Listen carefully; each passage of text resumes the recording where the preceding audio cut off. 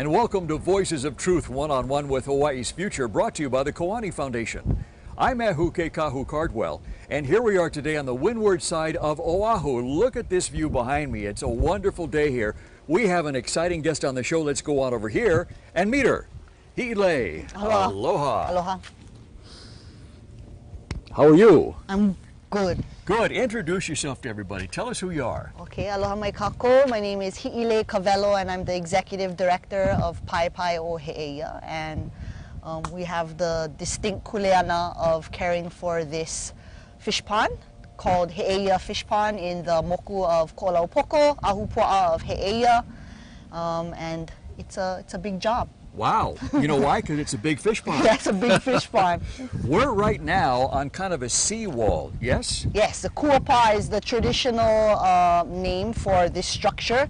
It is specifically called a kuapa or fish pond wall. And this goes way out. I mean, if we walked all the way out there and all the way over there, if we walked the whole kuapa, the fish pond wall, how far is that? That's 1.3 miles. Whoa. And you would go around in a circle and come back and end up right here. Wow. Yeah. Wow. 7,000 linear feet. Wow. Can we walk out a little bit? We can walk a quarter mile out. Okay, good. Excellent. Quarter mile is good enough for me. So tell us about the fish pond. How long has it been here? The rough estimate is that this fish pond was built between 600 and 800 years ago. Really? Yeah, they haven't exactly been able to pinpoint the date, but with technology today, I mean, it's totally possible. So it's ancient. Yeah, it's ancient. And the purpose of the fish pond in ancient times was what? To grow fish. Okay, in other words, to capture fish and grow them for food for the community here. Yeah, it's traditional aquaculture. Gotcha. So man-made fish pond in ancient times. Mm-hmm. And when we look at this, I mean, this obviously is not a small pond. This held a lot of fish. Yep, this is an 88-acre fish pond. So the rough estimate was that a pond of this size could grow, on the low side, 200 pounds of fish per acre per year. So wow. That's 200 times 88 now we're talking. Ilei, how many people would that feed? You know, they talked about this Ahupua'a housing about 2,000 people. Okay. And you know, we're talking people that ate fish every day. Yes. Yes. Healthy diet, and kind of what we're trying to do here is return our people to that diet. Okay. All right. So I'm going to assume, correct me if I'm wrong, but this being an ancient fish pond, that after the old ways kind of went their way, in a way for a while, this probably fell into disrepair, yes? Yes. Might correct. even have been covered up, yes? Somewhat. You know, this pond is a little different in other fish ponds in that there was always someone here or a family that cared for this. It was never broken. Throughout all the continuum, years. yes. So, all the centuries. But the little, I guess, the change occurred at the turn of the century, right? The early 1900s, when you're transitioning from taking people off the aina, taking them away from their traditional practices of farming fish and farming kalo, and putting them into a capitalist economy, where money is now the measure of success as opposed to the food that we can grow. So about between the 1900s to about the 1990s, this pond had gone, kind of fallen into disrepair. You know, you don't have the numbers of people here working to maintain and manage, and so things like mangrove and introduced species was able to completely take over this fish pond. So that's how it was. That's how it was when I got here in 1998. This pond was completely overgrown by mangrove. Wow. And to the point where you could not see any part of the wall. It was hidden and covered up by the extensive growth of that introduced species. So this thing we're walking on right now was completely covered up. You couldn't have walked out here then. Completely covered up, and it was like, you know, you couldn't even walk side by side. Like now you can walk maybe 5-6 people side by side. When I first came here, it's like single file. You're ducking underneath bushes and ducking, you know, beneath branches. Actually, this section of wall that we're standing on right now on a tide like this, you know, imagine you're dropped down about 5 feet. Your feet would be getting wet with the tide. And so, you know, overgrown with mangrove, but also poorly eroded. So a lot of the coral and rock, the traditional material to build the wall, had fallen into the ocean. So all this stuff right here lost. then? Yeah. All that was gone? was gone. Wow. So in our restoration of this place, we've had to bring in probably at least about 50% of the material that we used to restore. Wow. So you brought a material for going out all this way. Yep. Wow. I presume at some point somebody decided that this pond needed to be restored, yeah? Mm-hmm. And who was that? When did that happen? It was us.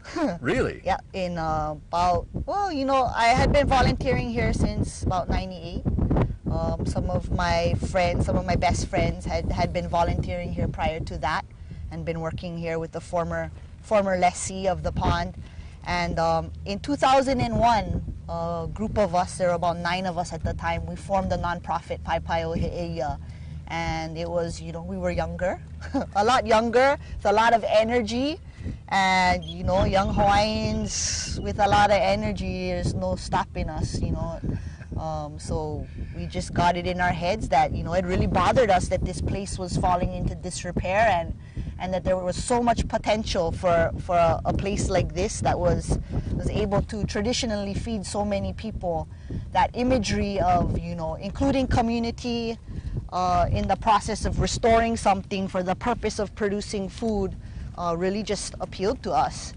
And we liked the idea of taking care of something that our kupuna, you know, our kupuna built, and there's an opportunity for us to reconnect with our ancestors in that way. For 5 years, we got a large enough chunk of mangrove removed to the point where we could see the wall. And so in about year 2005 is when we first started doing the actual restoration of the kuapa itself, meaning dismantling the wall, bringing in material, resetting stones, and bringing the wall up to height. So our process to date is, you know, you remove the mangrove, maybe 300 feet in a given year, and then you spend the rest of that year working to restore the wall in that 300 The wall that's been exposed. Yes, because what happens is you remove the mangrove and then your wall's exposed. Yes. And you don't want to lose more material, so you kind of got to be quick about it. Shore things Get in up there. as it were. Yeah. So it works well now. We're pretty much neck and neck. Wow. So we're pushing about 400, 500 feet of wall a year.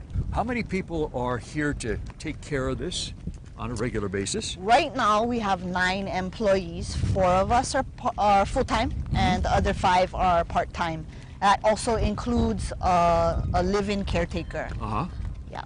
And that's kind of an important part of this practice. Yeah, and I like to talk about the work we do as being a traditional practice. And integral to the practice is presence. You cannot do this kind of work and not be on the aina and not be on the land, because this is 24/7. Yeah, you know, you get predators that come in at nighttime, and that's no good if you're trying to grow fish, right? So the 2-legged kind of predators. So his job and his family live here, and they're here at night, and that's important to the practice. So the mere fact that we're able to be here 24/7, I think speaks a lot to this practice and the future of it and where we hope for it to go. You know, we're not dabbling in fish pond restoration. We really are firm believers in that.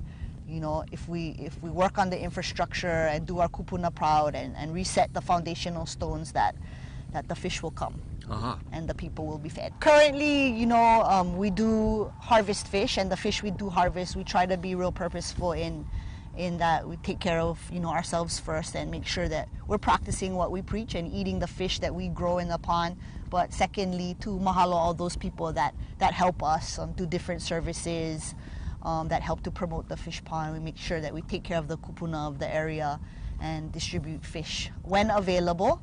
And then also we you know, occasionally have fundraiser events and different chefs help us out, and so we like to prepare different dishes from fish grown within the fish pond. So currently that's where our fish, what happened to the fish that are harvested from the pond, but we hope to, you know, increase the number of fish harvested every year, and who knows, maybe one day we'll have enough fish that we can sell.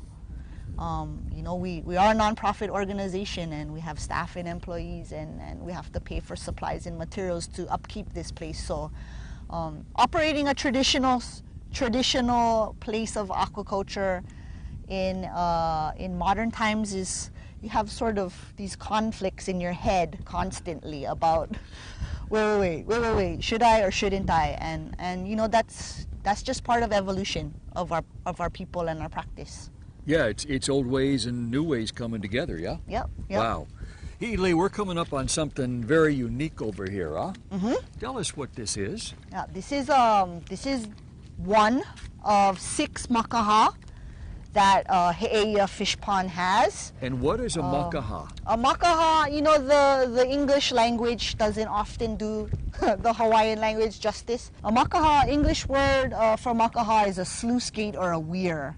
But for us, a makaha is much more than whatever that means, because I don't even think I really know what that means. But a makaha has 3 primary purposes, 3 primary functions. First is to circulate the pond, right? You have the water. The water contained within the pond. You have fish that breathe oxygen, so you need to pay attention to oxygen levels, salinity, temperature, nutrients, all those kinds of things. Second function is this is also the mechanism by which we stock our pond. So fish are able, small fish are able to swim through the gate, the little spaces over there. And so that regulates the size of fish that can enter, but also regulates the size of fish that you want to keep in and that cannot get out. So when they go in, small fish can get in, big fish can't get out. And the small fish that go in, they eat, they get fatter, and they can't come back out. Yes. Yes. Wow. So you know, the small fish are attracted to the brackish water within the pond because there's a lot of food, right? That's there's rich. Phytoplankton, all kinds of nutrients, zooplankton. There's different types of algae that thrive, or seaweed that thrives in fish ponds that are food for those herbivores. Those small fish that enter the fish pond through the makaha, the spacings of the gate that regulate the size that are allowed to enter, are attracted to that ecosystem because there's an abundance of food there. Brackish water ecosystems are, everybody knows that brackish water ecosystems are the base of the food chain for life in the ocean as we know it. Without our fresh water making its way down to the ocean and those areas of mixing, we would not have life in the ocean. And the other function associated with the makaha is that this is a harvesting mechanism. How so? So those same fish that are now, you know, getting fat from the food within the pond, in maybe 3 or 4 years in the case of a mullet, would be attracted to the makaha on a rising tide. So water, you know, seawater is entering the pond, filling up the pond. They're attracted to that influx of seawater, whether it be for an increase in salinity or other reasons. They're attracted to that. Fish swim against the current. Yeah, so they swim against the current. Large fish are attracted to that, and that's when you harvest. So operation of a fish pond happens solely at the makaha. Is this the only makaha you have for the fish pond? Yeah, we have 6. 6? So you have an 88-acre pond. That's a big area of water that you need to move around and circulate. So we have 6 makaha. 3 of them are found along our makai-facing wall, and the other 3 are found along our kahawai, or our stream. Wow. And the volunteers rebuilt these walls here, yes? And the structure? Yep. So our staff primarily does all of the skilled job, you know, of setting stones. Volunteers do a lot of the transport of material, removal of mangrove. So our staff, we built both of we refurbished both the makaha and installed or reinstalled halekia'i. So halekia'i is a traditional guardhouse at each makaha. This particular pond had halekia'i at every makaha, and so we just reinstalled the halekia'i from pictures that we had seen them in, and you know, specific to the practice of fish ponds, they're important to have somebody. You know, makaha are that important. Makaha require a lot of time spent at the makaha to observe what kinds of fish are entering, what kinds of predators are entering, what kinds of fish are ready to harvest. And so you need somebody to be here at all times to articulate, you know, what's happening to whoever it may be. So in old times, that's what the person inside would have been doing, keeping track of all that stuff. This complex is used for something else today, isn't it? You have students come out here and learn about this.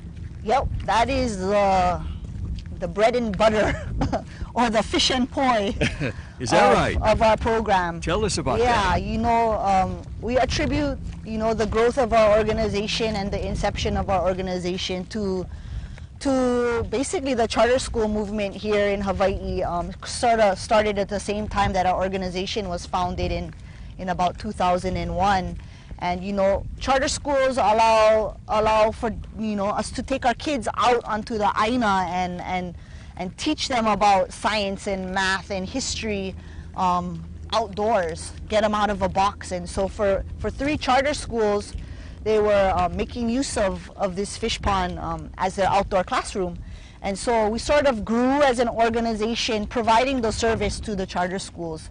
And to date, we still have a Halau Kumana charter school that comes out here every Thursday and actually you know, participates in project-based learning. Really? And hands-on activities, and they receive, you know, science and math credit. So, but beyond those kind of recurring education opportunities, we have kids here coming on field trips every day. Okay, hold on one second, Ilei. You said kids come out here and get credit for math and science?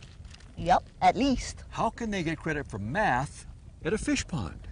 Well, our kupuna engineered this, right? Yeah. You have to learn about tidal calculation, engineering, size of the, how to construct the wall given, you know, the base being 15 feet by, you know, 11 feet at the top, and you're building basically a trapezoid all the way around. And so you can calculate things like volume of material used to build this particular pond, or you can look at you know, the makaha, and you can calculate flow, volume of water contained within the pond. You get all kinds of chemistry lessons, of course biology, right? I can talk about fish all day long. Sure. But you know, there's a lot of lessons in this. Our kupuna are scientists and mathematicians and engineers and whatever. They were chemists, and you know, and that was just part of life. Yeah. There was no line drawn, you know, saying that you are a scientist or you are Hawaiian. You know, if you're Hawaiian and this is your livelihood, you better know what's going on around you. You had to know all these things. Yep, you had to know all these things. If you wanted to stay alive and eat. Yep. Wow. And so it makes those subject areas a lot more appealing and interesting to kids, you know, especially our kids that struggle indoors. Yeah, you know? I was going to ask you, when they come out here, what's their reaction? They get, actually, my kids, Halau Kumana kids that I get every Thursday, they're very overprotective of this fish pond. Is that right? Yeah. Why is that? I mean, they love it so much. They get to spend every Thursday here. They get to do things here that other kids that come on a field trip aren't able to do. And I don't know, they just, it's ingrained in them, I guess, you know, like, why wouldn't you want to go to school and spend your whole day at a fish pond?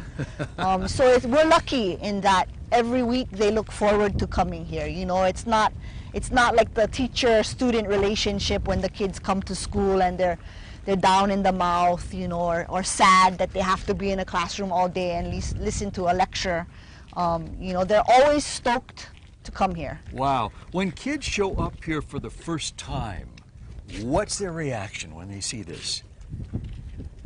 I think, I don't know, it depends what kind of kid and where the kid's from, right? You get kid from downtown Honolulu, and they look out at this and they're like, whoa, you know, it's like wide open space. They've never seen anything like this before. They get dirty and muddy. Oh my gosh, my parents would freak out, you know, like there's rules here, but not the same kind of rules that you have at home, you know? Yeah. One of the requirements is, one, you have to get dirty and muddy.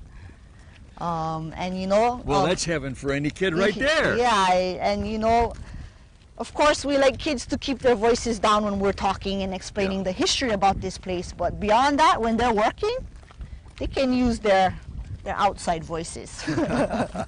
Every Thursday, my Halau Kumana kids are 7th graders. I also get the 6th graders Typically, DOE, Department of Education, schools, we get kids primarily from 4th grade and up.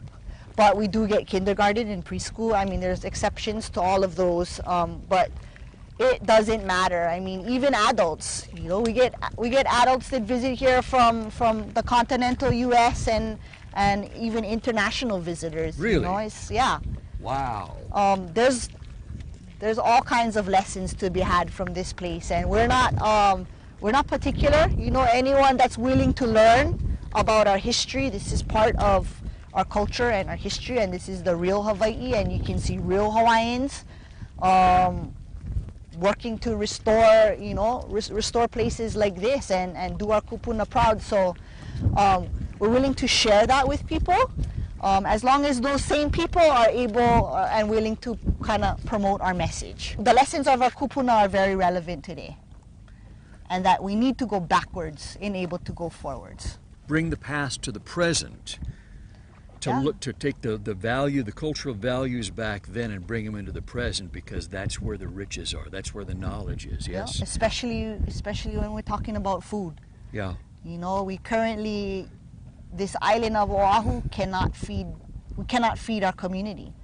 Right. The estimate is that we import 67% of the seafood in which we consume, but yet Hawaii is the largest consumer per capita of seafood in the nation, in the U.S. And yet there's all this seafood around us. And we're completely surrounded by water. And our kupuna had 400 fish ponds that they were making use of. So, you know, food is at the top of our priority list. Yes. For many of us in Hawaii. Yes. Regardless of whether you're Hawaiian or non-Hawaiian, yeah. I think for us, it just makes sense to restore to working order something that our kupuna made use of, because it works with the system. Mm-hmm. Yeah, and that's what we need here.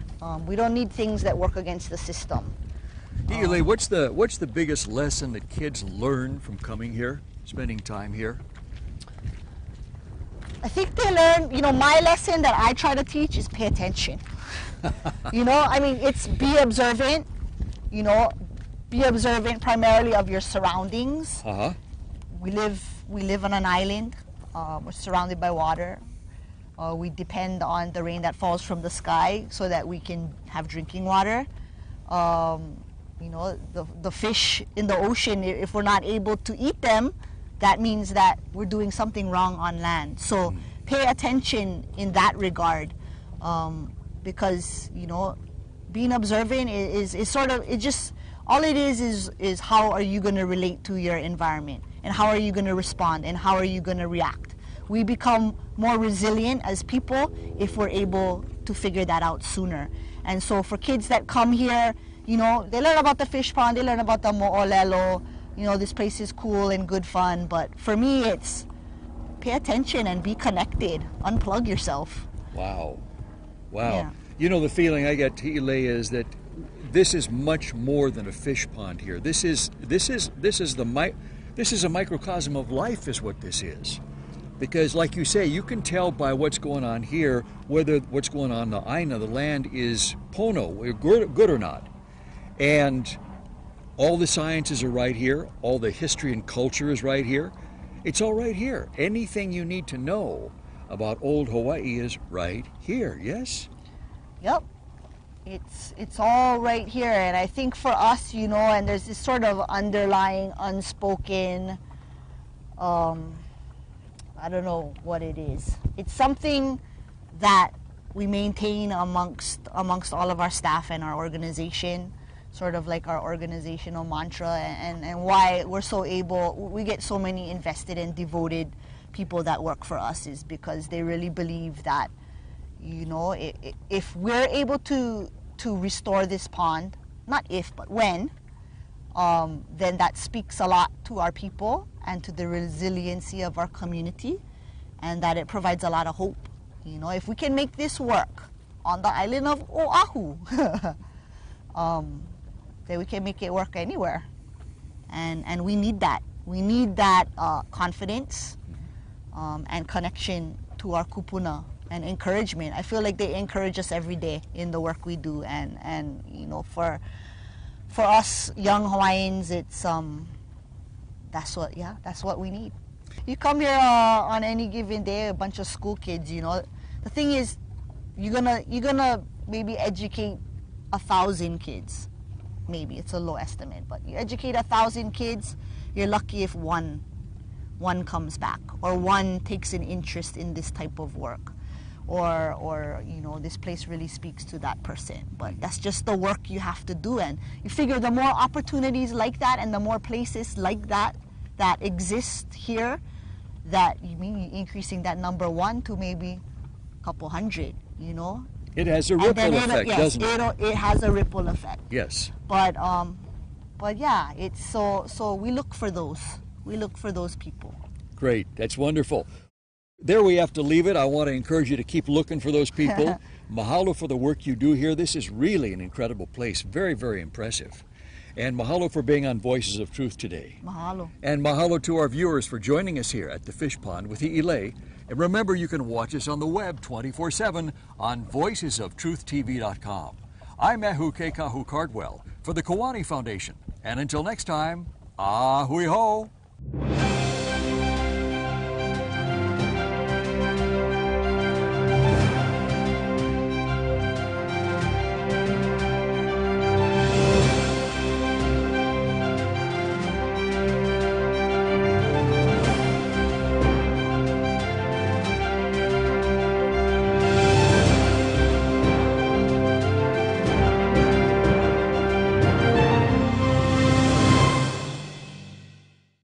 Mahalo for watching Voices of Truth one-on-one with Hawaii's Future. Watch us on the web 24/7 at voicesoftruth.tv.com. You'll find all our shows, including this one, in case you want to see it again or share it with family and friends. Also view our weekly video commentaries at freehawaiitv.com. And check out our blog, published daily, at freehawaii.info. It's all part of the Free Hawaii Broadcasting Network.